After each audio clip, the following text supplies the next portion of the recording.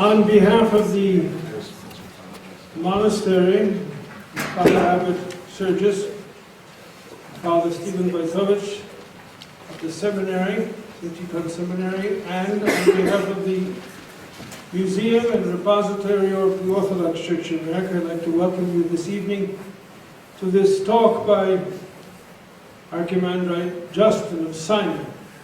He has had a very extensive week here in Pennsylvania, first speaking Tuesday evening at Eastern University in St. David's, PA, followed by a lecture at Villanova University on Wednesday evening. Tonight, yesterday visiting the monastery, and Sunday at St. Herman's, my church, where he will speak also following the liturgy. We'd like to thank Father Justin for his lectures this week, but more so for visiting our beloved monastery and seminary. I know that when he arrived on Monday, the first thing he said to us, to Father Richard from Villanova and myself, was that he can't wait to come to St. Chief's. And I think that is a great thing in itself, to want to come here and to be with our monastery and our seminary students. To this end, I would also like to thank Father Richard Cannoli of Villanova University for co-sponsoring this week of Father Justin. And Father Justin, may I introduce you as the Archimandrite and librarian of the God-trodden monastery of St. Catherine on Mount Sinai. And also, just to let you know, here are relics. This evening, the original icon of St. Herman. This was the icon that was given by Archbishop Paul of Finland, the canonization in 1970. This is the icon that for 40-some years was lost. It was the actual icon that was on top of his casket when they exhumed his body and carried him in procession at Holy Resurrection Cathedral in Kodak. The next you will see is a reliquary. On the top is his papuchi, his slipper, his moccasin, that we just recently were able to acquire the last 6 months. And on the bottom, his belt, which was from Fort Ross in California, was brought to him in Kodiak, and he wore till he fell asleep in the Lord.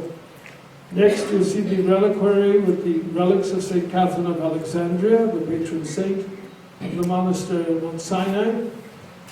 In the black reliquary is an actual piece of the burning bush. Someone said, are these petals from the icon of the Mother of God? And I said, no, they're actually petals from the burning bush from Mount Sinai, brought here 2 years ago by Father Justin. And here just is one of the new reliquaries that we're working on. This is one of the 12 new ones. This houses 9 saints of the Serbian church, and they are here. And the rest of them will be completed within the next couple of months, and they will be encompassing the saints of Cappadocia, the holy martyrs of Russia, the new martyrs. There will also be the 12 apostles and various others. So Father Justin, please to be our guest this evening, and it's all yours. Thank you.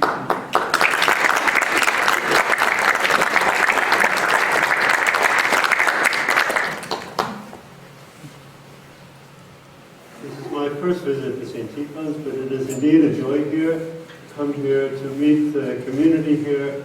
First, the community of monastics that are here, but also the community of faculty and students, and the wider family of St. Tikhon's Monastery. So it is with great joy that I have come here and been able to meet people. Sinai is remote, but we all face the same challenges today, and we need to share resources and share sympathies as we rise to meet these challenges. The book of Exodus is the story of Moses. We read how at a time of danger, his mother made an ark of bulrushes and set him adrift on the Nile, and how he was drawn out of the water by the daughter of Pharaoh. He lived in the palace, a prince of Egypt, surrounded by wealth and power. But coming to learn that he was Hebrew, he chose to identify himself with his own people. In time, he was forced to flee into the wilderness, and came to the land of Midian, a harsh desert where it is difficult to find food and water to sustain life. There he met Jethro, the priest of Midian, and married his daughter Zipporah. When a son was born to them, he named him Gershom, saying, "I have been a stranger in a strange land." It has seemed to Moses that things had turned out the opposite of what he wanted. Out of a desire to help his people, he had been forced to flee from them. From having been in a position of high authority in the land of Egypt, he now found himself living in a tent, scant protection against the strong winds and cold rains that blow through the Sinai every winter. But all of this was in the providence of God, who was preparing Moses to become the great prophet and the deliverer of his people. As a child, I read the story in the Bible, and not just any Bible, but in the King James Version. I read all about Nops and Takis and Habergians. It was a magical world. If it is increasingly rare to find young people today who read the King James Bible, certainly we all know the story of how Moses delivered his people from bondage and brought them to Sinai, the holy mount, where God had first appeared to him in the burning bush. On the third day there were thunders and lightnings and a thick cloud upon the mount, and the voice of the trumpets exceeding loud. Moses ascended to the peak of Sinai, and was there 40 days and 40 nights. There he received not only the 10 Commandments, but the inspiration of the whole law. There also the tabernacle was revealed to him. There are many illuminations of the prophet Moses, the Exodus and the tabernacle, in Sinai Greek manuscript number 1186, an 11th century manuscript of the Christian topography by Cosmas Indicoplastis. This manuscript was written and illuminated in Cappadocia, in the center of Asia Minor, the homeland in the 4th century of St. Basil, St. Gregory the Theologian, and St. Gregory of Nyssa, and known subsequently for its many churches and monasteries. I was recently able to photograph this manuscript in its entirety. The illuminations can help us visualize the tabernacle as we seek to understand something of its history and significance. What was the tabernacle of old? What did it mean to the children of Israel? What has been its continuing significance? God commanded Moses, "And let them make me a sanctuary, that I may dwell among them, according to all that I shew thee, after the pattern of the tabernacle and the pattern of all the instruments thereof, even so shall you make it." There was to be an outer enclosure where sacrifices and offerings were made. Within this was the tabernacle itself, which had 2 chambers. The first contained the 7-branch candlestick and the table of the shewbread. Beyond this was the Holy of Holies. Here rested the Ark of the Covenant, which was made of acacia wood and overlaid with gold, both within and without. It contained the stone tablets of the 10 Commandments, a golden urn that held manna, and Aaron's rod that budded. Over the ark were 2 cherubim facing each other, forming a mercy seat with their wings. God said to Moses, "And there I will meet with thee, and I will commune with thee from above the mercy seat, from between the 2 cherubims which are upon the ark of the testimony." These objects were made by Bezalel and Aholiab, according as God had commanded. When they had been completed, it is recorded that a cloud covered the tent of the congregation, and the glory of the Lord filled the tabernacle. Josephus writes that Moses went no more up to Mount Sinai, but he went into the tabernacle and brought back answers from God from what he prayed for. The children of Israel carried the ark with them during the 40-year sojourn in the wilderness. It was at Shiloh when Samuel ministered before the Lord. When Solomon built the temple in Jerusalem, he followed the same pattern of the tabernacle that had been revealed to Moses, and there the Ark of the Covenant was enshrined. We know that the temple was destroyed by Nebuchadnezzar in 586 BC. It is recorded in the sacred book of Maccabees that the prophet Jeremiah, being warned by God, took the ark and went forth into the mountain where Moses climbed up and saw the heritage of God. There he found a hollow cave where he enclosed the ark. We read, "As for that place, it shall be unknown until the time that God gather his people again together and receive them unto mercy." When Joshua succeeded Moses as the leader of the children of Israel, God said to him, "As I was with Moses, so I will be with thee." When they came to the river Jordan, the waters parted before them, even as the Red Sea had parted before them at the time of Moses. This also happened at the same time of year as the exodus from Egypt. For the crossing of the Jordan took place on the 10th day of the first month, and on the 14th, the appointed day, they kept the Pascha, the Passover. The crossing of the river Jordan is thus seen as a new exodus. When they were encamped at Gilgal, an angel appeared to Joshua and said, "Loose thy shoe from off thy foot, for the place where thou standest is holy." These are the words that Moses heard at the burning bush on Sinai. In all of this, he is thus seen as a new Moses.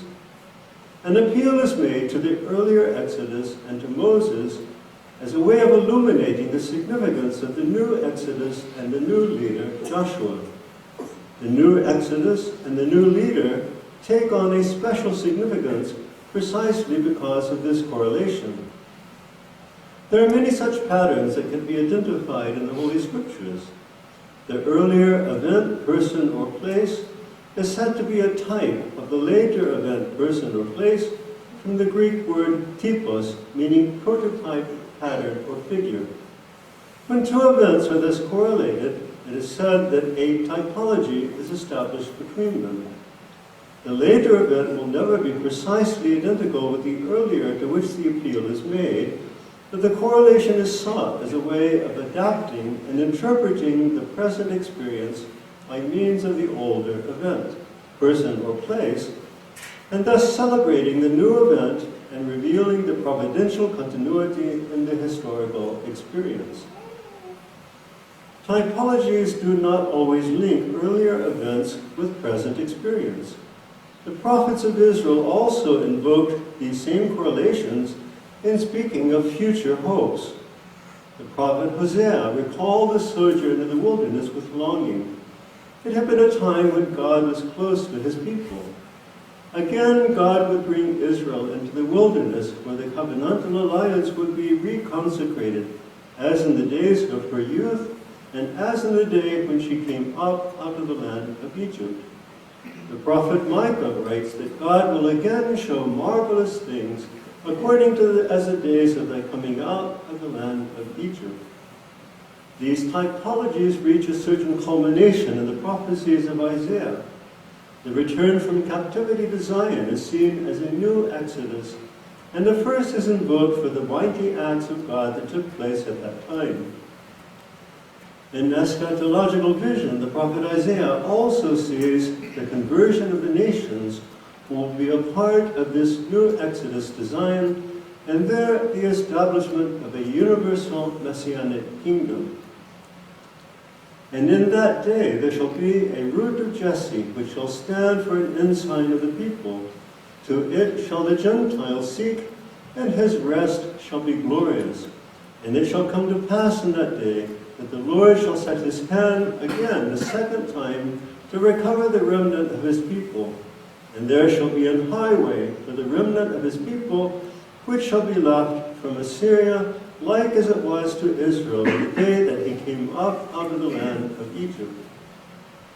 Art thou not it which hath dried the sea, the waters in the great deep, that hath made the depths of the sea a way for the ransom to pass over? Therefore the redeemed of the Lord shall return, and come with shining into Zion, and everlasting joy shall be upon their head. They shall obtain gladness and joy, and sorrow and mourning shall flee away. In the wilderness, God had made a covenant with his people. There they had gathered around the tabernacle and God had dwelt tangibly in their midst. This was the emblem of past hope, to which the prophets of old returned again and again. Christians inherited these prophecies and these hopes. In the New Testament, we find a constant appeal to the Old Testament types as a way of grasping the significance of contemporary events. Christ himself said, "As Moses lifted up the serpent in the wilderness, even so must the Son of Man be lifted up, that whosoever believeth in him should not perish but have eternal life." In the Gospel of St. Luke, when the disciples were troubled and confused by the events of Christ's death and reports of his resurrection, it is the risen Christ himself who appears to them and reminds them that in the Scriptures they hold the key to understanding these events. And beginning at Moses and all the prophets, he expounded unto them in all the Scriptures the things concerning himself. And he said unto them, "These are the words which I spake unto you when I was yet with you, that all things must be fulfilled which were written in the law of Moses, and in the prophets, and in the Psalms concerning me. Then opened he their understanding, that they might understand the Scriptures." In some of the earliest epistles of the Apostle Paul, this typology is already highly developed. Adam is the type, the typos of him that was to come. Christ is the new Adam, restoring life to the world by his resurrection. The children of Israel passed through the sea, and in the wilderness they ate manna and drank water that sprang forth from the rock. These are types of Christian baptism and of spiritual food and drink. The defining moment for the children of Israel is here being invoked as a paradigm of the Christian life. This approach to the Scriptures was stated most succinctly by the Apostle Paul.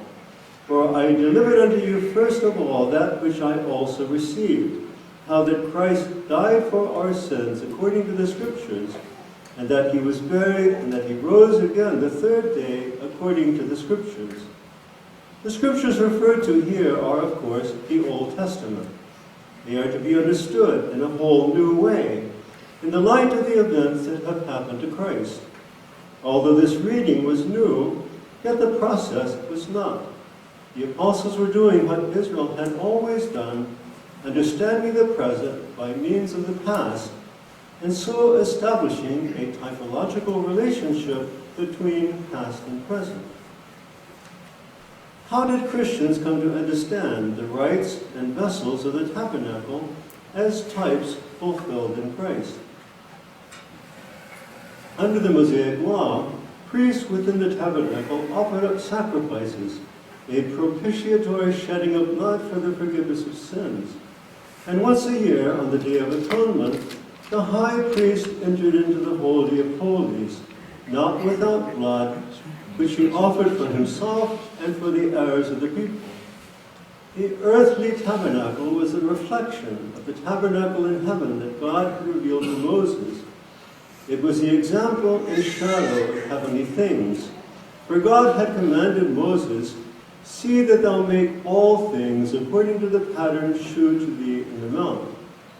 Jesus became our high priest, not according to the Levitical priesthood, but after the order of Melchizedek, who was both priest and king. He entered into the true tabernacle in the heavens, and there offered up himself as a propitiatory sacrifice. He is now seated on the right hand of the throne of the majesty in the heavens, a minister of the sanctuary and of the true tabernacle which the Lord pitched and not man. Early in the 2nd century, Justin Martyr extended this typology. The high priest wore an ephod, a robe that was embroidered about the hem with pomegranates in blue and purple and scarlet. Between each pomegranate there hung a bell of pure gold. On the Day of Atonement, the high priest entered into the Holy of Holies. When he came out, even before the people saw him, they would hear the bells, and the sound would reassure them that God had forgiven them for yet another year. Justin Martyr saw the bells as a type of the apostles who witnessed to the presence of Christ. He writes, "Moreover, the prescription that 12 bells attached to the robe of the high priest, which hung down to the feet, was a symbol of the 12 apostles, who depend on the power of Christ, the eternal priest. And through their voice it is that all the earth has been filled with the glory and grace of God and of his Christ." The Epistle of the Hebrews goes on to name the various objects that were within the tabernacle. "Then verily the first covenant, which had also ordinances of divine service and a worldly sanctuary, for there was a tabernacle made, the first wherein was a candlestick, and the table and the shewbread, which is called the sanctuary. After this, the second veil, the tabernacle which is called the holiest of all, which had the golden censer and the ark and the covenant overlaid round about with gold, wherein was the holy pot that had manna and Aaron's rod that budded, and the tables of the covenant, and over it the cherubim of glory, shadowing the mercy seat, of which we cannot now speak particularly." In writing of which we cannot now speak particularly, the author hints that to enter into the significance of each would have required a long discourse. For these were not physical objects only, as St. John Chrysostom points out, but they were also certain enigmata, as he calls them, a word that means figures, types, symbols, signs. It remained to later writers to search out the significance of these objects. The tabernacle was created as a dwelling place of God, for God had said to Moses, "And let them make me a sanctuary that I may dwell among them." The word for tabernacle in Greek is skini, and this is the word used in the Greek translation of the Old Testament, the Septuagint. We hear an echo of this when St. John writes, "Ke o logos sarx egeneto, ke eskinosen enimi," and the Word was made flesh and dwelt among us, or more literally, tabernacle among us. This is the very scripture we see the tabernacle, the dwelling place of God, as a foreshadowing of the Incarnation. Leontius of Byzantium, who flourished during the 6th century, quotes a passage of Irenaeus that has not otherwise survived, which makes the same analogy. He writes, "For as the ark was gilded within and without with pure gold, so was also the body of Christ pure and resplendent. For it was adorned within by the Word, and shielded without by the Spirit, in order that from both materials the splendor of the natures might be clearly shown forth." One of the most extensive Christian commentaries on the tabernacle is to be found in Gregory of Nyss's Life of Moses. God revealed to Moses the pattern of the tabernacle, and commanded him to make the same upon earth. In this, Gregory of Nyssa sees a type of Christ. What we say is, of course, not obscure to those who have accurately received the mystery of our faith. For there is one thing out of all others which both existed before the ages and came into being at the end of the ages. It did not need a temporal beginning, for how could what was before all times and ages be in need of a temporal origin? But for our sakes, who had lost our existence through our thoughtlessness, it consented to be born like us, so that it might bring that which had left reality back again to reality. This is the only begotten God, who encompassed everything in himself, but who also pitched his own tabernacle among us. Having established this, St. Gregory sees each object within the tabernacle is a type of Christ. The veil signifies the flesh of Christ, as we read in the Epistle of the Hebrews, through the veil, that is to say, the flesh. The skins dyed scarlet are emblems of the Passion. The pillars and lights indicate the apostles, teachers, and prophets of the church.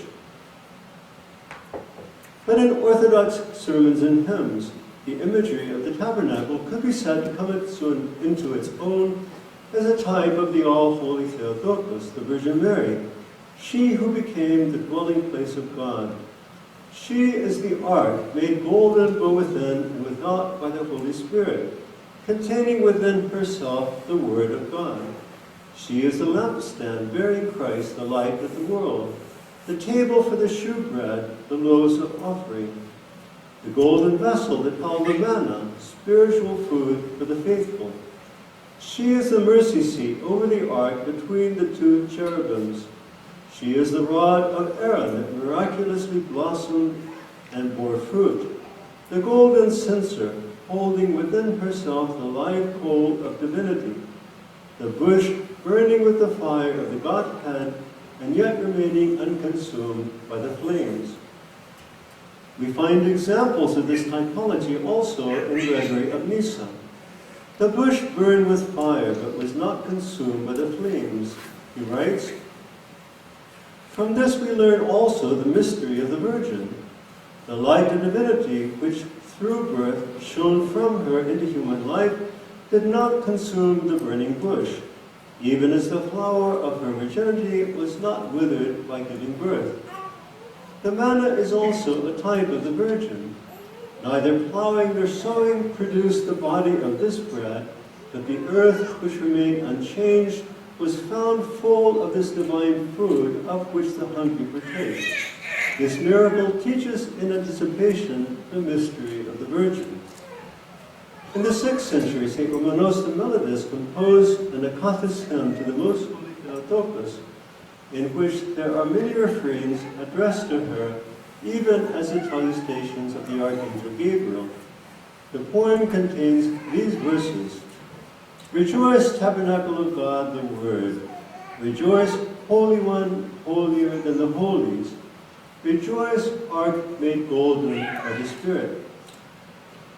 In the 8th century, St. John of Damascus gave a homily on the nativity of the all-holy Theotokos, in which he said, Summit more holy than Sinai, which is covered not by smoke, nor shadow, nor tempest, nor fearful fire, but by the shining illumination of the all-Holy Spirit.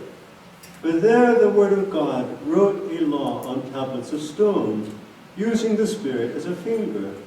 But in this Virgin, the Word himself has been made flesh by the action of the Holy Spirit and by her blood, and he has given himself to our nature as the most efficacious medicine of salvation. There it was manna. Here the one who gave the sweetness of manna is contained in her. Not the celebrated tabernacle which Moses constructed in a desert with all manner of very precious materials, and the tabernacle of the patriarch Abraham before that, give way to the living and rational tabernacle of God, where she was a receptacle not just of the activity of God, but essentially of the hypostasis of the Son of God. That the tabernacle that was entirely covered with gold recognized that it cannot compare with her, along with the golden jar which contained manna, a lampstand, a table, and all the other objects from long ago, for they have been honored as her types, as shadows of a true archetype. And in the same century, Diagonos, the patriarch of Constantinople, delivered a sermon on the Annunciation in which he took up the salutations of the Archangel Gabriel. Hail, favored one, ark of the sanctuary and divinely planted rod of righteousness, which flowed with the genuine flower. Hail, favored one, the golden lampstand bearing a bowl, and shining tabernacle and table which contain in itself the life-giving bread. Hail, favored one, the cherubic and most strange seat for the King of Glory, and truly an imperial palace for the flesh of the Word. Hail, favored one, the all-gold jar of manna, and the tabernacle truly made of purple, which the new Bezalel adorned in golden style. There are literally hundreds of hymns in the Orthodox Church that employ this same imagery. This hymn is chanted in the service to Moses the God-seer. Moses wrote to thee beforehand as a golden vessel, and the tablets and the table, O all blameless one, and as the bush holy and consumed by fire, O maiden. Wherefore now, beholding the fulfillment with faith, we piously glorify the Theotokos, who gave birth to the God of all. In the 14th century, John Cucuzelis composed the following hymn, set to a very elaborate and protracted melody. It is chanted during the vespering of the bishop in the celebration of the Harvatical liturgy. Long ago, prophets foretold thee as the golden vessel, the staff, the tablets, the ark, the lampstand, the table, the mountain unhewn, the golden censer, the gate impassable, the throne of the king. Thus did the prophets foretell. The mountain unhewn is a reference to the prophecy of Daniel. The stone was cut out of the mountain without hands, and the gate impassable to the prophecy of Ezekiel. Then said the Lord unto me, This gate shall be shut, it shall not be opened, and no man shall enter in by it, because the Lord, the God of Israel, hath entered in by it. Therefore it shall be shut. Both passages are understood as prophecies of the virgin birth. A Byzantine manuscript of the Christian topography by Cosmas and Nicoplestes, dating from the 11th century, contained a series of illuminations depicting the Virgin Mary as the personification of the vessels of the tabernacle. This manuscript belonged to the evangelical school at Smyrna. Tragically, it perished in the destruction of Smyrna in 1922. But it had been studied before by Joseph Strigowski, who published a description with photographs of the illumination in Leipzig in 1899. The first of these depicts the all-holy Theotokos enthroned. She supports Christ on her right arm, and he in turn looks up to her. The illumination is titled Is Skini, the tabernacle. And below this we read the verse, And look that thou make them after their pattern which was shewed thee in the mount. The second illumination is titled the Trapeza, the table. The Virgin Mary is again seated upon a throne with a back and bolster and footstool. The throne is placed between inlaid columns. She inclines her head to the right and gazes at the child. To either side of her are the Nomina Sacra Mitir Theo, the Mother of God. Above is a paraphrase of a passage in the Christian typography. The table is a type of the earth, while the bread is its fruits. The crown signifies the land surrounded by the ocean, and thither is paradise. The third illumination is titled I Epta Tablos Lichnia, the seven-branch candlestick. The candlestick is surmounted by the Virgin Child seated upon a throne, which is without a back or canopy. Christ blesses with his right hand. At each of the seven arms, the candlestick divides into three, each end supporting a flame. The fourth illumination is titled I Rabdos Aaron, I Blastisasa, the rod of Aaron that budded. Christ is supported upon the left arm of the Holy Virgin, and she inclines her head to the child and kisses him upon the cheek. With her right hand she points to the child, who in turn looks up into the face of his mother. The throne stands upon a colored strip indicating the ground. Below them is a second and smaller ornamented throne without a back, also depicted on the ground. The last illumination is titled To Sina Oros I Alithis Theoria, Mount Sinai, the true vision. The prophet Moses is before the burning bush at the base of Mount Sinai. With his right hand he removes his sandals, and with his left he covers his face. And Moses hid his face, for he was afraid to look upon God. To the right, the hand that extends in blessing from a halo signifies that Moses was speaking with God. A stylized tree to the left frames the depiction. Mount Sinai rises amid darkness beyond the burning bush, an indication of the second theophany when Moses ascended to the peak and received the tables of the law. And Moses drew near unto the thick darkness where God was. Above is an icon of the Virgin Mary known as the Oligivria, the directress. She supports Christ in her left hand, pointing to him with her right, and he in turn blesses her with his right hand. These are extremely important illuminations that do not find parallels in the three surviving illuminated manuscripts of the Christian topography at the Vatican, at the Laurentian Library in Florence, and at Sinai. It is all the more tragic that this manuscript perished in the destruction of Smyrna in 1922. In all Orthodox churches, there is a screen of icons separating the sanctuary from the nave.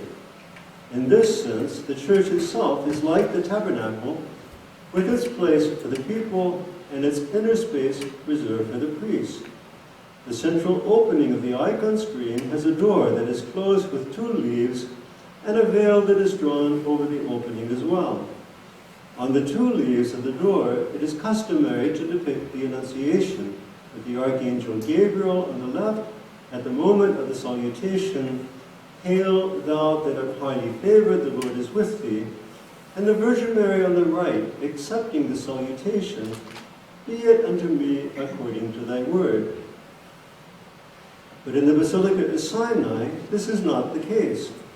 A departure from the rule can take place if the church is a special shrine. Here, as the place where the tabernacle was first constructed, the 2 leaves of the door depict Moses and Aaron. Aaron is on the right, wearing the vestments of the high priest, holding a censer in his right hand, and in his left the almond staff that budded. And behold, the rod of Aaron for the house of Levi was budded and brought forth buds and bloomed blossoms and yielded almonds. Moses is on the left, holding the tablets of the 10 Commandments, upon which are visible symbols of the tabernacle, the golden vessel that held the manna, and an icon of the all-holy Theotokos with the Christ child. This is yet another instance of the parallels that we have been tracing here. We encounter a certain paradox in any study of the tabernacle. God had said to the prophet Moses, "And let them make me a sanctuary that I may dwell among them." And Moses was not able to enter into the tent of the congregation because the cloud abode thereon, and the glory of the Lord filled the tabernacle. And yet we read in the prophet Isaiah, "Thus saith the Lord, the heaven is my throne, and the earth is my footstool. Where is the house that ye build unto me? And where is the place of my rest? For all these things hath mine hand made." In what sense, then, was the tabernacle the dwelling place of God? Questions such as this became points at issue during the time of iconoclasm. Those who rejected the veneration of icons did so because the second commandment forbids the making of graven images. "Thou shalt not bow down thyself to them, nor serve them." They also felt that it was wrong to use material images in spiritual worship. Those who reverenced the icons answered that God had indeed forbidden the making of graven images, but at the same time he had commanded Moses to make 2 cherubim. "And thou shalt make 2 cherubims of gold, of beaten work shalt thou make them, and the 2 ends of the mercy seat." The second commandment was thus not a prohibition against representational art, but it was a prohibition against attempting to betray the divinity, where God had revealed himself, but not in any form. "For ye saw no manner of similitude on the day that the Lord spake unto you in Horeb out of the midst of the fire." But in the fullness of time, the Word was made flesh and dwelt among us.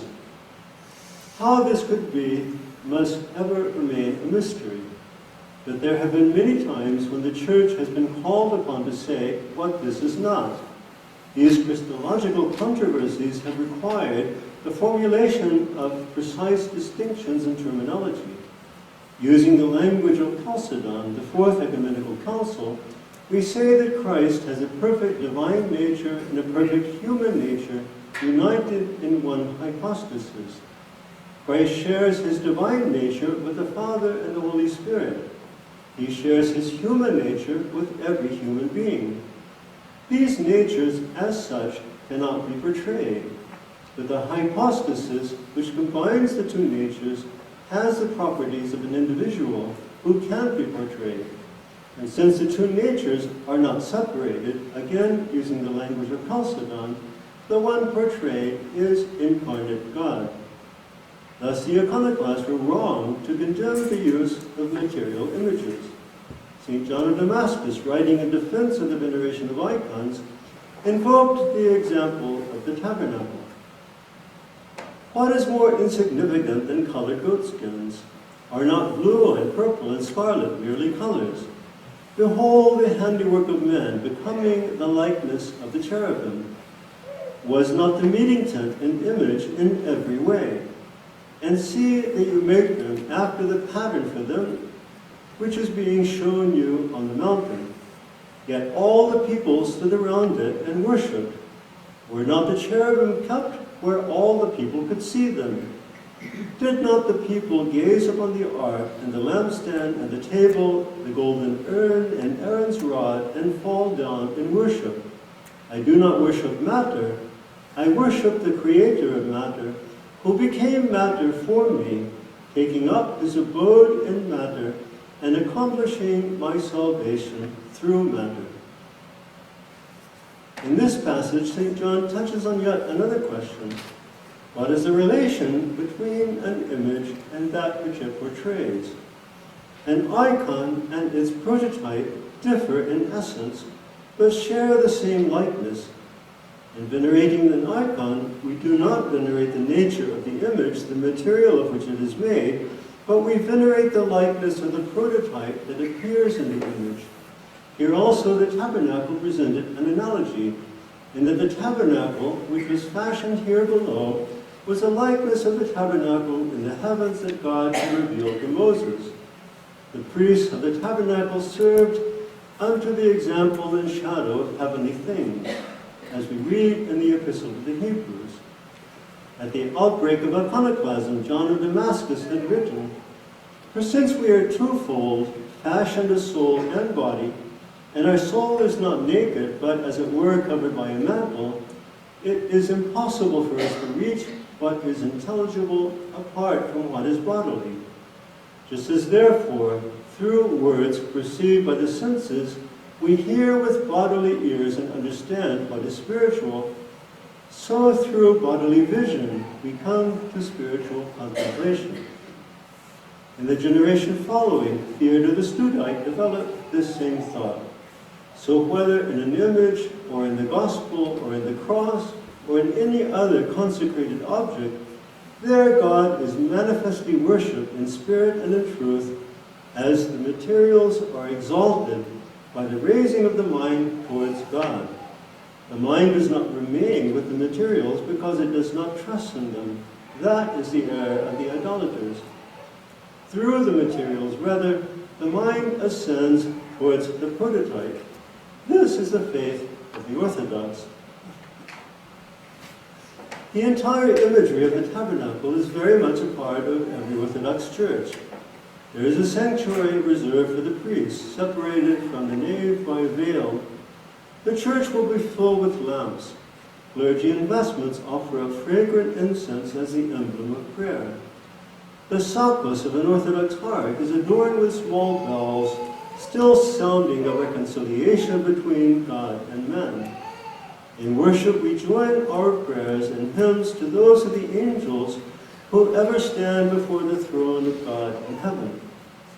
There is also the theology that it is Christ himself who is a celebrant at every divine liturgy.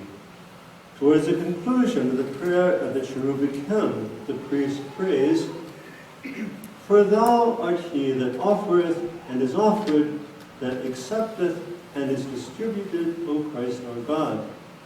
As St. John Chrysostom has said, the priest lends his tongue and affords his hand. God commanded Moses that the construction of the tabernacle should be the work of Bezalel. I have filled him with the Spirit of God in wisdom and in understanding and in knowledge and in all manner of workmanship. He was to create the objects for the tabernacle, but in all things he was to adhere to the pattern that had been revealed to Moses in the mount. Vincent of Lerins in the 5th century saw in this an example for Christians who must find ways to adorn, arrange, and display the faith to others without departing from its integrity. He writes, O Timothy, O priest, O expositor, O doctor, if the divine gift has qualified you by wit, by skill, by learning to be a Bezalel of the spiritual tabernacle, engrave the precious gems of divine doctrine, fit them in accurately, adorn them skillfully, add splendor, grace, and beauty. Let that which formerly was believed, though imperfectly apprehended, as expounded by you, be clearly understood. Let posterity welcome, understood through your exposition, what antiquity venerated without understanding. Yet teach still the same truths which you have learned, so that though you speak after a new fashion, what you speak may not be new. There are a few last observations to be made about the tabernacle, and they are somewhat surprising. In the Epistle to the Hebrews, we read that it was Christ himself who became our high priest and entered into the holy place, offering himself up as a propitiatory sacrifice. St. Gregory of Nyssa has written, he who would be a priest to God should also bring his own body to the altar and become a sacrifice, not by being put to death, but by being a living sacrifice in rational service. In his second epistle to the Corinthians, St. Paul wrote, for ye are the temple of the living God, as God hath said, I will dwell in them and walk in them, and I will be their God, and they shall be my people. Tertullian, writing about the tabernacle in the 3rd century, could say, these things were figures of us, for we are temples of God, and altars, and lights, and sacred vessels. We return yet again to the Incarnation. God has become man, born of the all-holy Theotokos, and lying in a manger. We are called to become ourselves a space wherein the incontainable one is contained. At the end of the book of Revelation, John beholds a vision of the New Jerusalem. And I, John, saw the holy city, New Jerusalem, coming down from God out of heaven, prepared as a bride adorned for her husband. And I heard a great voice out of heaven saying, behold, the tabernacle of God is with men, and he will dwell with them, and they shall be his people. And God himself shall be with them and be their God. And God shall wipe away all tears from their eyes, and there shall be no more death, neither sorrow nor crying, neither shall there be any more pain, for the former things are passed away. And he that sat upon the throne said, behold, I make all things new. And he said unto me, write, for these words are true and faithful. God has kept his promise. We are again at Sinai, God dwelling in the midst of his people. This is our future hope. Thank you.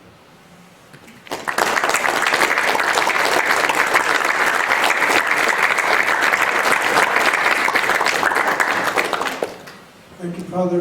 If there are any questions, please, you can take the microphone. I would encourage you to also ask questions, as they did in Eastern University in Villanova, concerning the monastery itself, the situation as it is today, and your Father was very receptive to those questions, as well as the monastic life on the Holy Mountain. So please, if you would like, here's the microphone.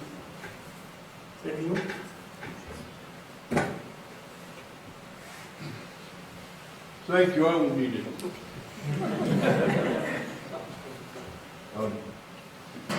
Before you began speaking, you said that Archbishop Damianos has been there since 1961. Well, that was like 53 years ago. How old is he now? The Archbishop was born in 1935.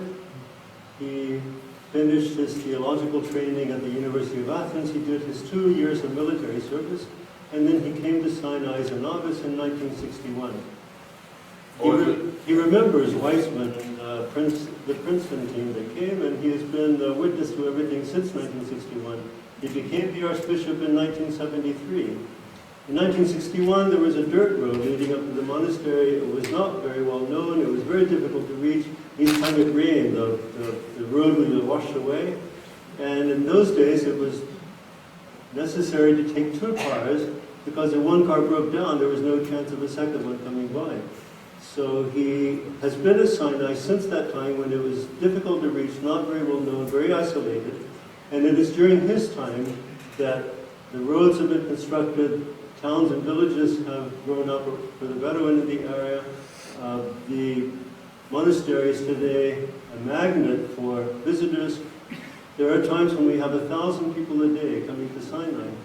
And it's been very good to have someone who knew Sinai when it was seldom visited, who knew Sinai when it was peaceful and calm, to make the transition to Sinai as it is today. Because we cannot close the monastery to the many visitors who want to visit, and at the same time we have to have a certain amount of peace and tranquility to survive as a living monastic community. And he's been very perceptive in striking that balance. We are open to visitors from 9 to 12 in the morning, and when visitors come in at 9 in the morning, they don't realize we've already started church at 4 in the morning. We've had the service of the midnight office, the morning service, and the Divine Liturgy. And we can have many, many people coming into the church and seeing the museum next to the church. But if you are in the other part of the monastery, you are away from the visitors. And even the church and the museum require relatively few members of the community, because each place has its own staff of helpers to keep an eye on the visitors, to help them through the area. And we made it a rule that guides cannot speak in the church, so that the speaking is done outside the church. There's more of a prayerful atmosphere in the church.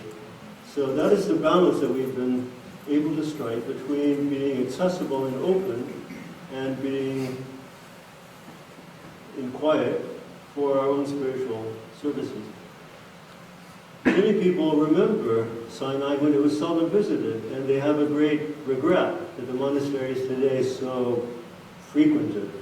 But the Archbishop is always trying to put things in a positive light, and he said there is no monastery today that is as isolated as it once was. And let's see this as the providence of God, because people today are looking for inspiration, looking for consolation, and the ancient spirituality that has been preserved in the monasteries needs to be accessible, needs to be shared with the world. So we feel it is a privilege to live in a place such as Sinai, and at the same time we have an obligation to try to share that heritage with the wider world. Excuse me, Father Justin. Priest Ilya Gaklinsky from Binghamton, New York. I have 2 questions for you, a little bit different nature. First of all, of course, as far as security situation concerns, we've read quite a bit on the internet about the curfew that was imposed on the monastery last year. What is it now, and what the outlook is? And second, I've read that you're working on digitizing the library. Is there any prospect of digitizing the icon collection and other treasures in the monastery also to be available online? Both very important questions. I'll try to answer them. 150 years ago, there were hundreds of thousands of Greeks living in Egypt, and the monastery was just a part of this massive Greek presence that traced its heritage all the way to early Christian times, and eventually the Greek language was the predominant language for the whole of that part of the world because of Alexander the Great, who conquered the area, and then Greek became the language that everyone spoke in common. The New Testament was written in Greek, so we are a Greek-speaking community, not because of modern Greece, but because of Greek was the language of the late antique world. And it's an amazing continuity that it has remained a Greek-speaking community all the way through to the present. I often thought that I could take 10th century lectionary from the library and use it in the services. No one would realize I'm using a 10th century lectionary because it's the same readings and the same language that have remained from that time until today. So it's an amazing sense of continuity. The Bedouin in the area traced their descent to the soldiers who built the monastery and then were commanded by the Emperor Justinian to remain in the area and to protect the monastery. It was about 2 years ago that people became very frustrated with the government of Egypt, and they began an uprising. And the uprising began as a protest against the police, because the police were known for being very strong and sometimes overstepping their bounds. And so on Police Appreciation Day, they decided to make it Police Protest Day. And because the protest was against the police didn't know what their situation was, and they refused to come to work until all this was clarified. So there were many checkpoints leading up to the monastery, and there was no one there. And the Bedouins sent a special delegation to the monastery. They said, "We have been with you all these years, we're not going to leave you now." So every night they had sentries around the monastery with cell phones so that they could sound the alarm if anything happened. And then in the day, when the visitors came, it was the Bedouin at the checkpoints who were manning the points to make sure that people were coming, they could keep tabs on the people who were coming to the monastery. And I was very moved by this because this is what the Emperor Justinian ordered them to do in the 6th century, and their descendants are doing the same thing. North Sinai, on the border with Gaza, has been a place of unrest. That's where they had the tunnels into Gaza. They would smuggle things in a big way. These were not small tunnels. You could drive whole cars into Gaza, and there were hundreds of tunnels. The government has been trying to close these as a way of controlling the flow of goods between Egypt and Gaza and vice versa. And the Bedouin resent that because they have profited from all this smuggling. So there is a war going on between the Bedouin who live in the border with Gaza and the police who are trying to bring all of that under control. But when you see in the headlines, police killed in Sinai, people think of Sinai as the whole of Sinai, and then they become afraid to visit the monastery. In reality, that is far from the monastery, some 500 kilometers. It would take many hours to travel from there to the monastery. The monastery has remained peaceful and quiet, and the government knows that many people visit Egypt specifically to visit the monastery, and they're very protective of the monastery, and they set up additional checkpoints and are very, very careful on who is coming there. Some years ago, the Russians started direct flights from Moscow, St. Petersburg, even Ekaterinburg. They will have a direct flight to Sharm el-Sheikh, which is on the southern tip of the Sinai Peninsula. They will stay there for a week on vacation, and then included in their vacation is a one-day excursion to the monastery. So for the past 5 years and more, Russians have become the predominant group visiting Sinai. Some of them come there not knowing anything about the monastery, but then they see Russian benefactions from the emperors, from important ecclesiastics that we have in the church, and they realize that it's been a place of Russian pilgrimage for so many centuries, and then they feel that this is their own place in a way, and they feel a sympathy and they feel a joy. We used to bring out the relics of St. Catherine quite rarely, just on special occasions. But because we're trying to encourage the Russians to remember their spiritual heritage, we bring them out every day at the end of the morning visiting hours. When all the visitors leave, the Orthodox stay behind, and then they venerate the relics of St. Catherine. So, and when alarming headlines appear, I think the Greeks are the first one to cancel plans, and the Russians have been living with unrest for so many years, they're not fazed by this. So it is the Russians and Romanians that continue to come and visit from Jerusalem, or come on excursions from Sharm el-Sheikh, much more so than the Greeks. So the monastery has been a place of tranquility and security, in spite of what you read in the news. Just a few weeks before I left, there were reports in the news that the monastery was being taxed, a curfew had been imposed, 2 monks had been abducted, The front door had been broken down, and we have no idea how these stories got out because they bore no reality to anything that had actually happened. But once things like that get out on the internet, they're circulated widely because everyone is concerned about the monastery, and then it's very, very difficult to try to set the record straight. So there were alarming reports which actually bore no relation to reality.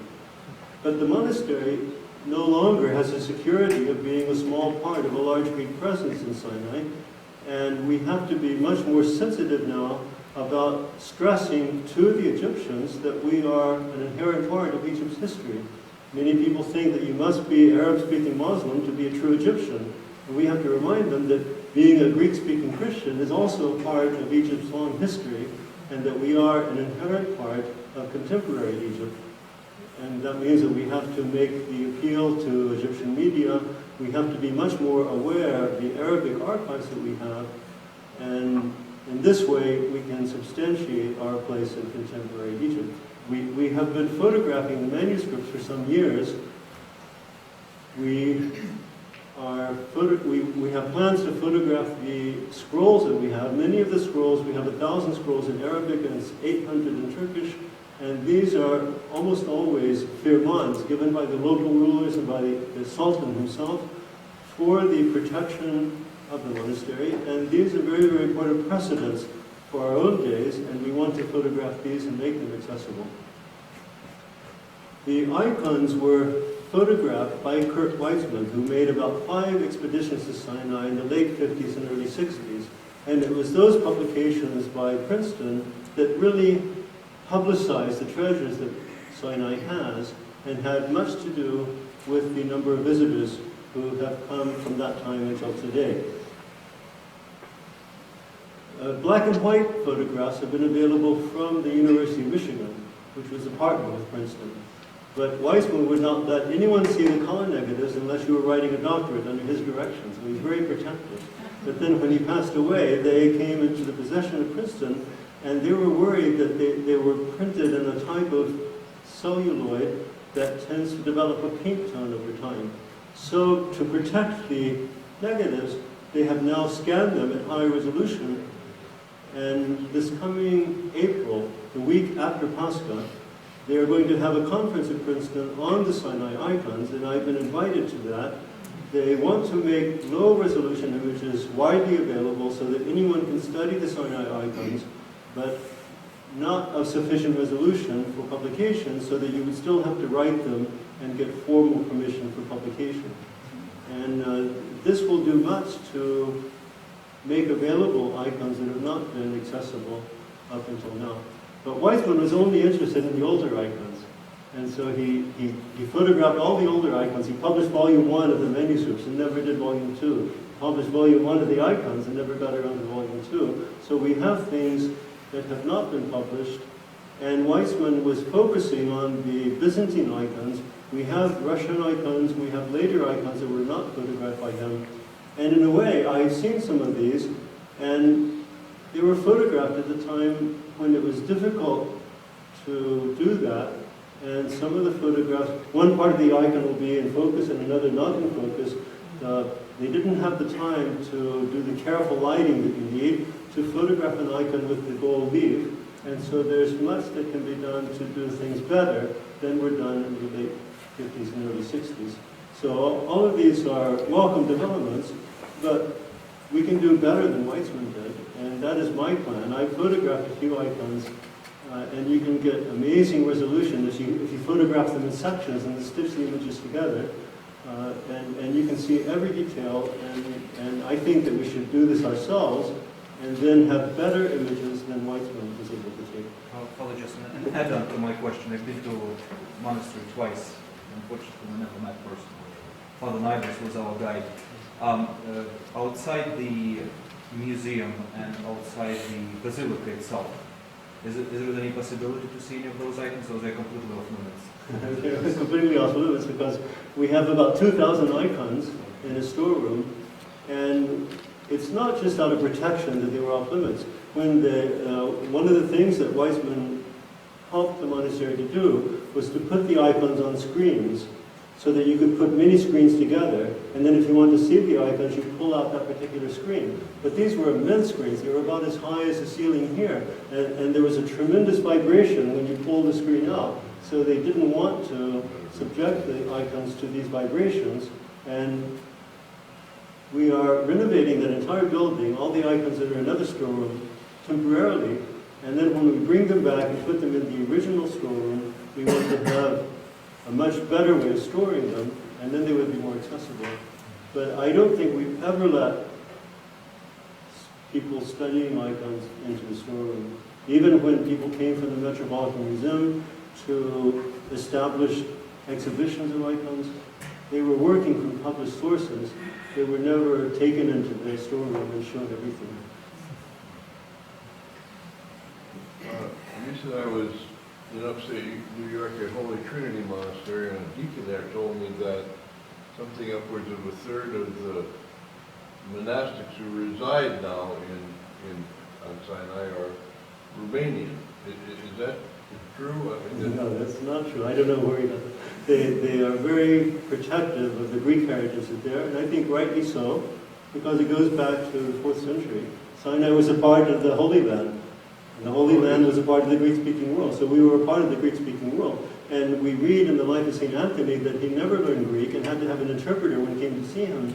But we know that St. Athanasius and St. Cyril were writing in perfect classical Greek, so certainly at the levels of the higher society, Egypt itself is a Greek-speaking place.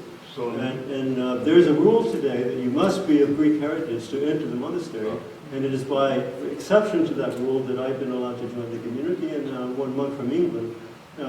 We do know that there was a monk, Juvenalius, who was Romanian, who was a member of the community in the 1950s, and there's some early movies that show him.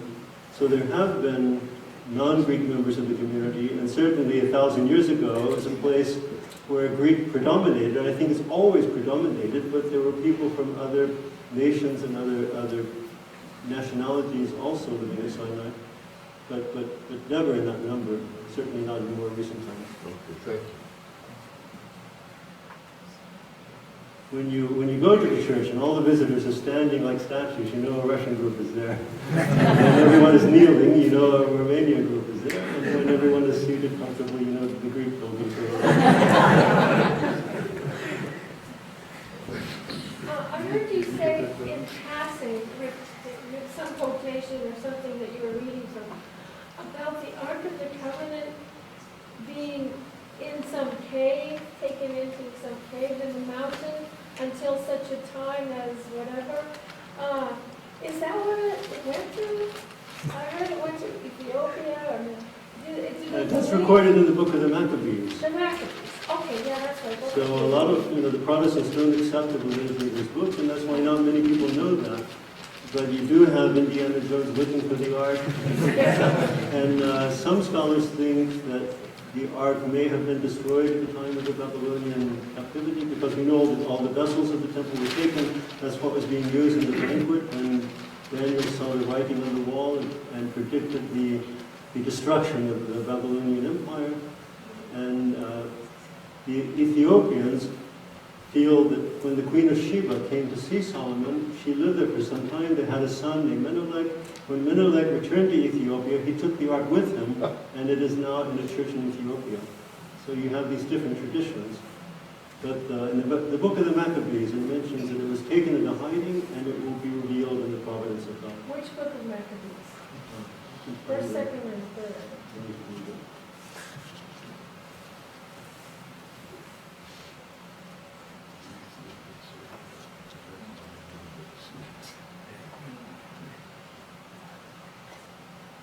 Second Maccabees 2:4. Okay, thank you. An interpretation I've come across for the building of the tabernacle is that the pattern that Moses was shown was in fact the entire created world. And I wonder if you could comment on that and how that might fit in with the typology. I borrowed the illuminations from the Christian topography without going into his theories. But he felt certain that the ark is a type of creation itself, And he has another illumination that I didn't show that shows the ark as a rectangular box with a curved lid, and all of creation is there contained within that box. So Cosmas was a merchant who was born in Alexandria in the 6th century, and as a merchant he had traveled all the way to India and Ceylon. So he had been to the remote parts of the world that most people didn't see, 6th century. The ships that they had for sailing on the Mediterranean could not venture out into the open ocean or the Indian Ocean. So not many Greeks went there. And having been there, he wanted to describe the world, and that's when he became fascinated with how do we understand the world? And there was a tradition that the earth was round, there was a tradition that the earth was flat. And the more he read classical sources and the scriptures and discussed all of this with his friends, the more convinced he came that the world is flat. And other people were saying, he didn't make this up. It was very fascinating just to find out where he got all these ideas. And other people were saying, we know the world is round. If the world is flat, how can you explain that it gets dark at night? And he said, well, there's this big mountain, the sun goes behind the mountain, and it comes out again. So he wrote diagrams trying to justify that the world is flat. So it's fascinating to study how he came up with this, how he considered all of this. And it's an invaluable resource for studying trade routes and things that were imported from India and Ceylon, even in the 6th century. But the Tabernacle figures very much in all of his theories, and I was able to borrow these as background while we were talking about other themes. His work has been translated into English, in case anyone wants to read his work. And there are 3 illuminated manuscripts, and all 3 are very similar in the diagrams, and so they feel that the diagrams go back to diagrams that were in the original text in the 6th century. Father Justin, I understand that in St. Catherine Monastery there is a paper that Muhammad, he asking from the Muslim to protect the monastery, and because the monastery in that one time also they protecting the Muslims, and they built a mosque for them inside. Can you explain for us what happened for that mosque, or if this exists, or they praying till now inside or not? It is a tradition of the monastery that the monks were able to meet with Muhammad, and they commissioned him, they asked him to write a letter of protection for the monks and for the Christians who lived in the area. And the letter is a series of conditions. An example of the conditions concerning the monastery is that if the monastery has a church, the church is not to be confiscated and used for another purpose. And an example of the conditions for the Christians living in the area, if a Christian woman marries a Muslim husband, she is free to go to her Christian services. So these were rules to ensure harmony between the Christians, both the monastics and the families living in the area, with their new Muslim rulers. And we know that at the end of the 2nd century, the Christians in the area either converted to Islam or left. So conditions for married people living in the area would not have applied after the 7th century. And there are many other indications that substantiate the legitimacy of this document. And we know also from historical sources that this was not a unique example. Muhammad dictated other letters of protection. There were many, many Christians living in Najran, and he dictated a letter of protection for them. There were even Jewish communities living in what is today Saudi Arabia. He dictated letters of protection for them. And these have become very, very important in today's conflict because they show that from the beginning there were conditions put into effect by the Prophet Muhammad himself to ensure harmonious relations between Christians and Muslims. One person commented, this document is as important today as it was in the 7th century. It was in the year 1009 that workmen were sent to the 4th century Church of the Holy Resurrection built by the Emperor Constantine in Jerusalem and they pulled it down. They put ropes to the columns, and the whole building collapsed. This was done at the command of one ruler of Egypt named Al-Hakim, and this was one of the things that sparked the Crusades. It was to go to Jerusalem and rebuild the temple. The Byzantine emperor had been given permission to rebuild the rotunda over the tomb itself, but by the time of the Crusades, the stones in the nave had been taken and used in other buildings.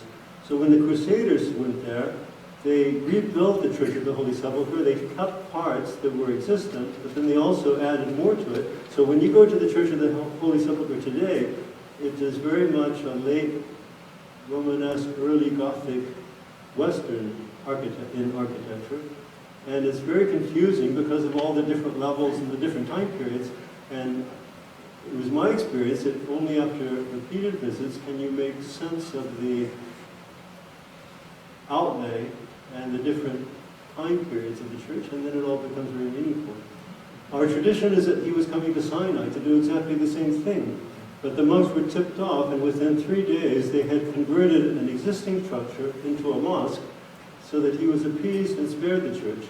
But since the 11th century, you have had the church and the mosque next to each other inside the monastery, and it is a mosque, it is a symbol of harmonious relations, but the mosque has never been used for public worship. There was a governor who wanted very much for it to be open the way the church is open. He said, you open the church for Christian prayer, you must open the mosque for Muslim prayer. And the Archbishop met with him, and he said, it's our mosque, we built it. and because it is an existing structure, it doesn't really face Mecca. So there are certain ways in which it is a mosque, and there are certain ways in which it hasn't been used for public worship. But it has remained there as a mosque within the monastery and an emblem of harmonious relationships. The Bedouin who work inside the monastery say their 5 daily prayers. They just put down the carpet wherever they are and say their prayers. Sometimes visitors are alarmed at that. They say, these are Muslims, tell them to get out. And we have to say, no, this has been a place of mutual respect between the Christians and the Bedouin. And the Archbishop has pointed out, the monks are celibate, Greek-speaking Christian with Greek culture and Greek heritage. The Bedouin are Arabic-speaking with families, Muslims with Arabic culture and traditions. So we differ in language, we differ in religion, we differ in culture. All these things make for clashes. But instead of having clashes, we have each respected the other, each supported the other over the centuries. So it's an important example of harmony. When you read the news in the Middle East, you think, how in the world can these tensions ever be resolved? But then Sinai is a little example of a place where they have been resolved, and it's a little spark of hope.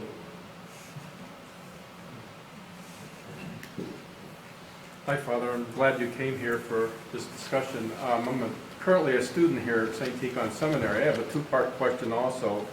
I don't know if you mentioned it earlier, but how many monastics are in your community? And the other part of my question would be, what's your relationship with Mount Athos? Do you guys ever go back and forth or interact at all? Or? I think, Sinai traces a heritage that goes all the way back to the end of the 3rd, beginning of the 4th century.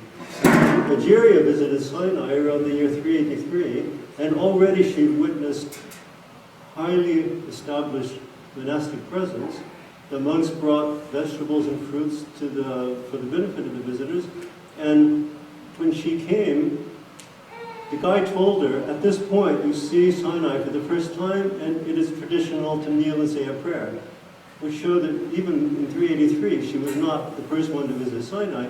She was herself, even then, following a tradition, and there were standard things you did at each place. And so it's amazing to think that from the very dawn of the monastic movement, already there were Christians and monastics living in Sinai. And the monastery has never been destroyed and never been abandoned in all of that time, so it's quite an amazing heritage. There are about 25 monks living in the community there, but there are properties and dependencies, the podvorias, the Russian word, that we have in various places, and members of the community are resident there. We have a member of the community at the monastery church on the coast of the Red Sea. Another maintains the offices in Cairo. We have properties in Crete.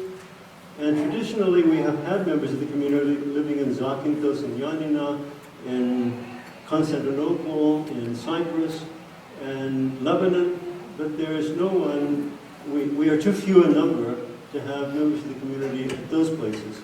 So there are churches and properties, and very often we have local clergy who have the services at those places, and if there were sufficient numbers, there would be more monks living there. So there are about 25 that live at Sinai, and then these additional members of the community that live in these other places, and that return to Sinai when we have general meetings, when we need to make major decisions. So that is the community today. Did I answer? Well, your relationship with Mount Athos. I mentioned that the monastery in Sinai has always been a small community out in the desert, in contrast to Mount Athos, especially today.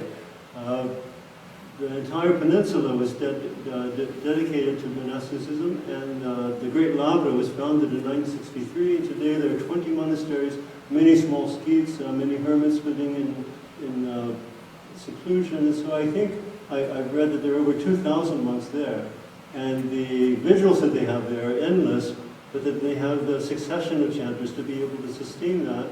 And so they have established precedents for keeping elaborate chant, very beautiful chant, and many other traditions. Some of the monks of Sinai became monks on Athos, and then came to Sinai, and many of the monks at Sinai visit Athos regularly, so we have good communication and good sympathies.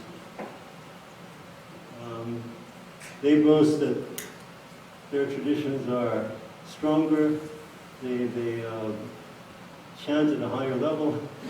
We are just the few in the desert, but then we were in existence for many centuries before the founding of Great Lavra, so we have that friendly competition.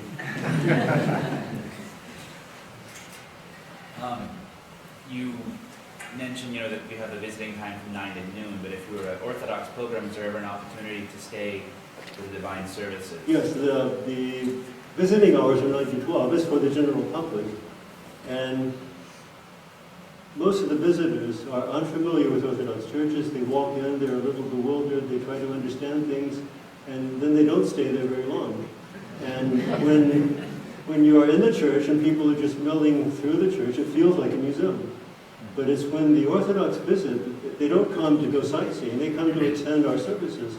So they join us in our services, and even though you can have hundreds of pilgrims, there's a feeling of union in the services and in the prayers. But they are also very, they're completely at home in the Orthodox Church. They can be very demanding. Where are the candles? Where can I leave my names? Where are I leave the password? Do you have incense for sale? I want oil from the Lamb of St. Catherine. And they just descend on you with all these requests. So they can be much more taxing to the community than the number of visitors.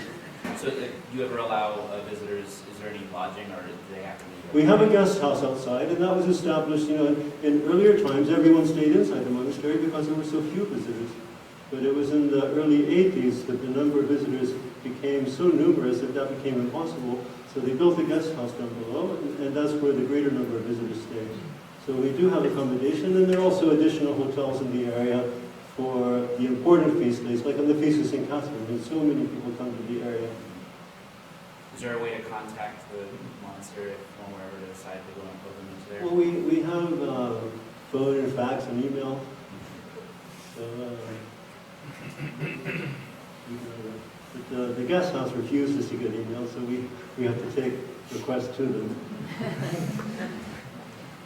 Father, could you tell us a little bit about St. Catherine and the burning bush as well? The earliest reference to the monastery in its present construction was made by Procopius, who was a historian, and he wrote in high-level Attic Greek, and so the Emperor Justinian asked him to write a book called The Buildings, in which he describes all of the buildings that were commissioned by the Emperor Justinian. And he refers to the monastery as the monastery of the Holy Virgin. And the revelation of the burning bush was also always seen as a foreshadowing of the Incarnation. The first hymn in Great Vespers for the Feast of the Annunciation mentions the burning bush, and people have said that the first dedication of the monastery would have been through the burning bush into the Feast of the Annunciation. But we know that both prophets, Moses and Elijah, had been to Sinai, and both appeared speaking with Christ at the Transfiguration. And so when they built the church in the 6th century, the apse has the depiction of the Transfiguration. Almost always it's the Virgin Mary, the symbol of the Incarnation. But because it was a place where both prophets had been, and because both prophets spoke to Christ at the Transfiguration, that was the subject that was portrayed in the apse. And then the memory of the prophet Moses and of the prophet Elijah are important feast days in Sinai, especially the prophet Moses.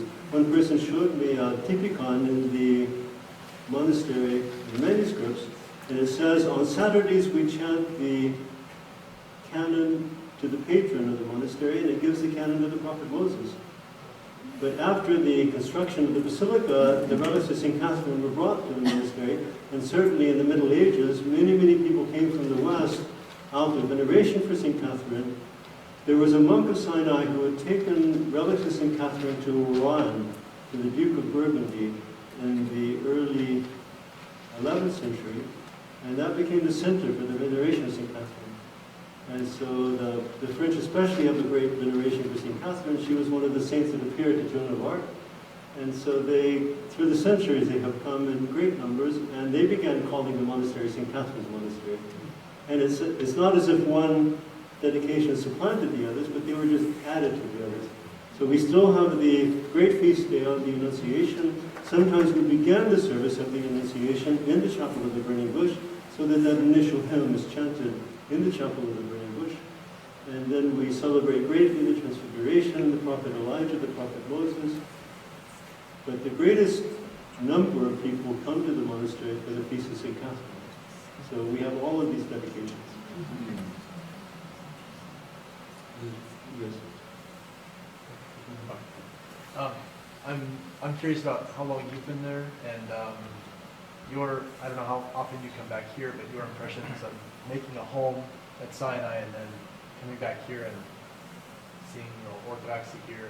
When I first thought about becoming a monk, I read about Sinai, and I was just amazed at the heritage they have there, and I thought, wouldn't it be wonderful to go there? The 1964 National Geographic had a beautiful article by Kurt Weissman and Forsyth on the architecture and the icons of Sinai, and this beautiful double spread depiction of the mosaic when it was first cleaned. And so I read these things, and I read Skroboka's book on Sinai, published by Oxford University Press in 1964. So it was in the late 60s and early 70s that I first began thinking about becoming a monk, and I thought, wouldn't it be wonderful to go to Sinai? And friends of mine said, you can't go to Sinai, you're not Greek. And so I entered another monastery, and I visited Sinai for the first time for 2 days in 1978, when it was part of Israel. And that's when we had a dirt road going up to the monastery.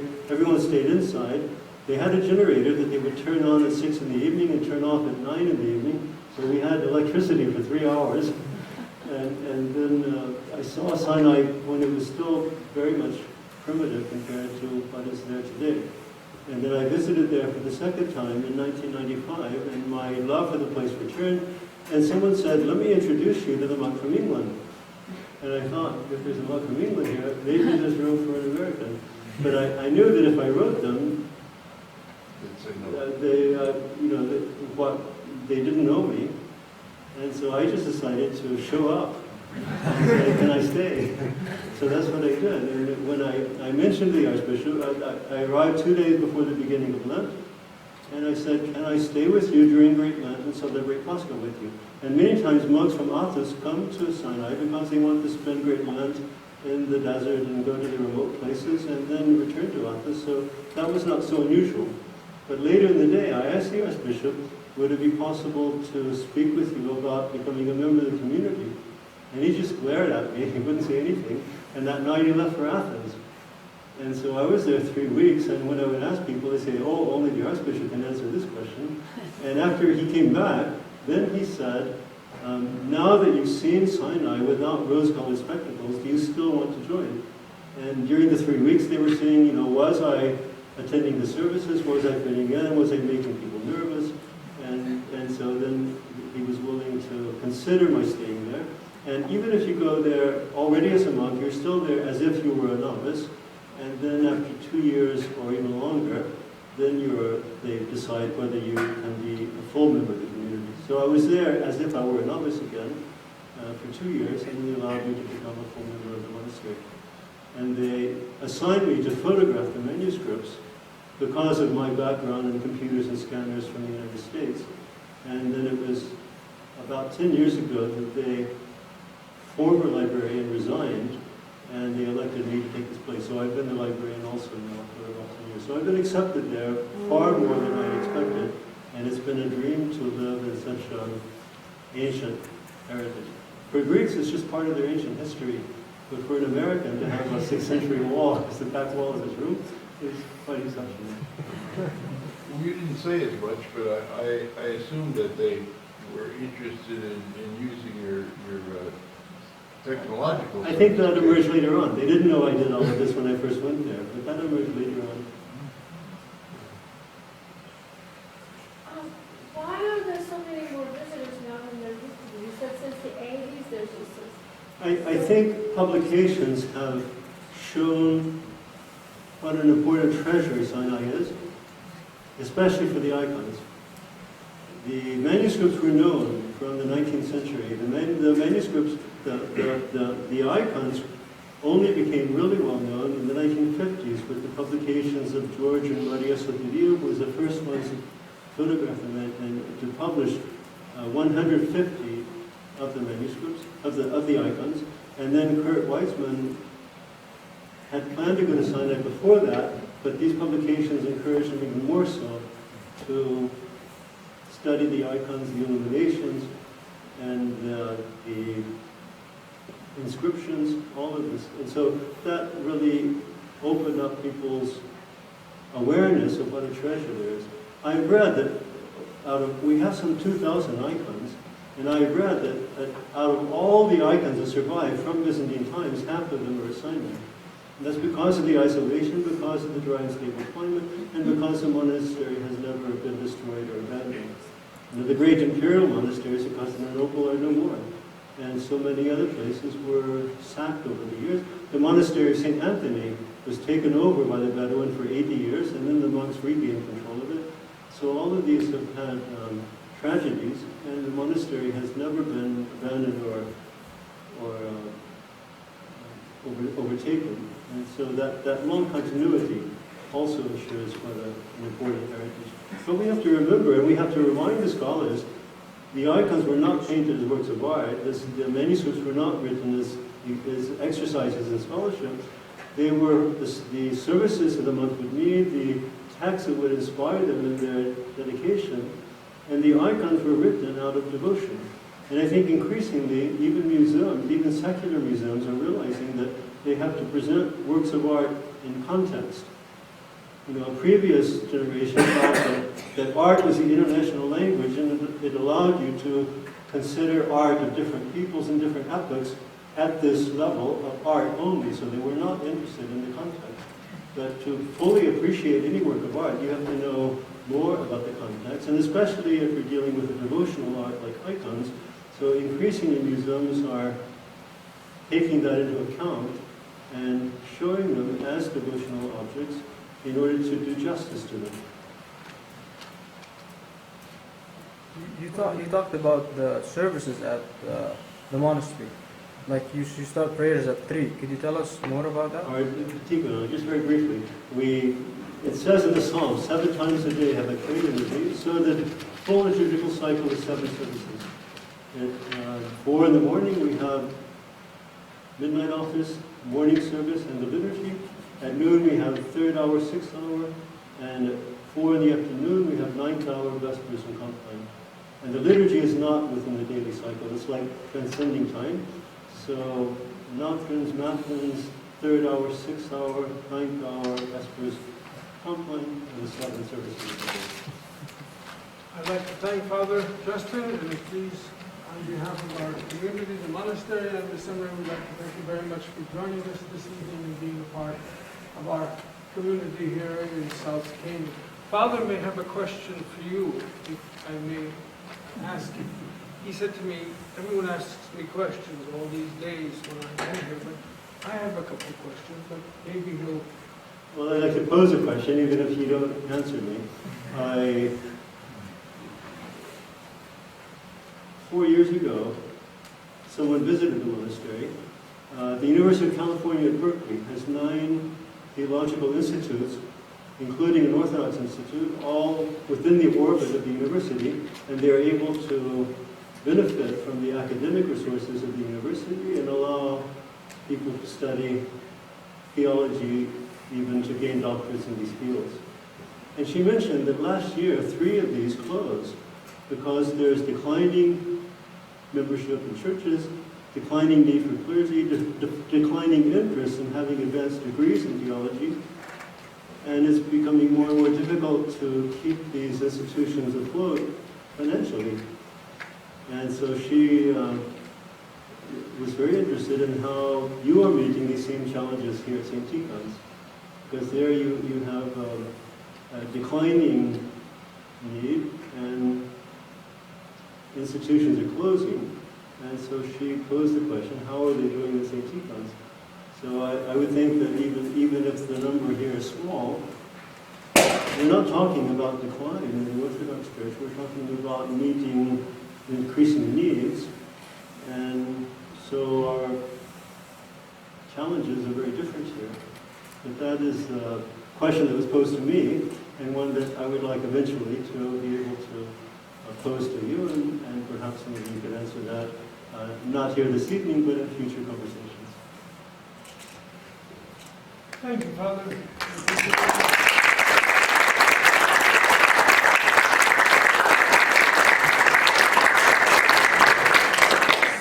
Those of you who would like to venerate the relics before they leave, to go back to Philadelphia, thank you very much.